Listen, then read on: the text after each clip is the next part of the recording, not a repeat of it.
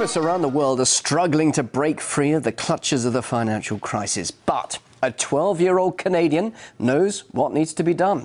Victoria Grant took the internet by storm overnight after a video of her slamming Canada's banks for robbing the people went viral.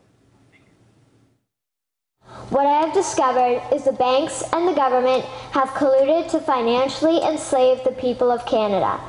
When a bank gives you a mortgage, which literally means a death pledge or a loan, they don't actually give you money.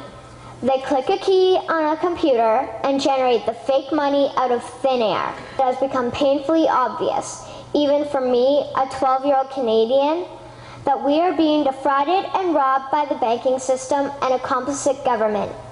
What will we do to stop this crime? Well, we've got internet sensation Victoria Grant and her mother, Marcia Grant, on the line from Canada right now. So, Victoria, I watched all of your speech. It's quite long. So can you just very briefly tell us what's been bothering you about Canada's banking system? Well, what's been bothering me is that our government has been borrowing money from private banks and putting us into debt.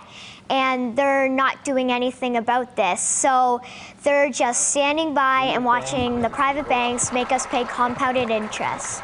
Well, clearly you understand what's happening there in your country. Do you have any solutions for the world's economic problems? My solution is that we stop borrowing from private banks and we start borrowing from the Bank of Canada with little to no interest. All right, but OK, now you're just 12 years old. Why do you think you understand what's wrong with the economy, that you have the answer and world leaders don't? Well, I've been researching and watching documentaries and like reading books, and it's not that hard to understand once you start researching. And like world leaders, they probably know what's happening. It's just they're not doing anything about it. Why not, do you think? Why don't they care? I think they don't care because they're benefiting from what they're doing to us. All right, now, I know your mum's sitting next to you, Marcia. How do you feel about your daughter becoming an internet sensation and now even talking to global news channels like RT? Well, it's been quite exciting. We never knew when this project started what would happen with this. We didn't actually dream that this would happen, but it's exciting. It's exciting that we're getting people talking and doing their own research. Whether they agree or disagree, they're at least listening and exploring. Well, Victoria, as I said a little earlier, I saw your presentation. It was very impressive. I suppose a lot of people ask you this question. Did you really come up with all these ideas yourself? Me and my dad have been watching documentaries, so I'd be taking notes, and then, you know, like we'd write it down, and then we put it into my speech. So this is the sort of thing you've been discussing. Like we both worked on it. So you've been discussing this with your dad, and clearly it's something that has really taken your interest by storm. And you feel that you definitely have a message to tell not just people of your generation, of your age, but the whole of the world, from what you're understanding now. Yeah. All right. Now, thousands, of course, people around the world will have seen you explaining what's wrong. What about you yourself? Your mum's obviously pretty excited by all of this, but what about the attention on you now?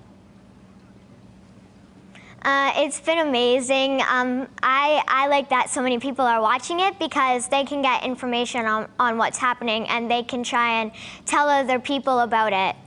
But some people of your age might say economics, finance, all boring, isn't it? Yeah, probably. But what do you say to them? That's actually important for our lives? Well, it's important because if something really bad happens, you know, like we could grow up like living with just like one meal a day if this keeps getting worse. What about then when you grow up? What are your ambitions? Do you want to be an economist? Do you want to be a prime minister? Well, I want to be an interior designer, but I'm definitely going to keep studying monetary reform. So you're going to be interior designer, so you're creative as well as having a financial mind as well.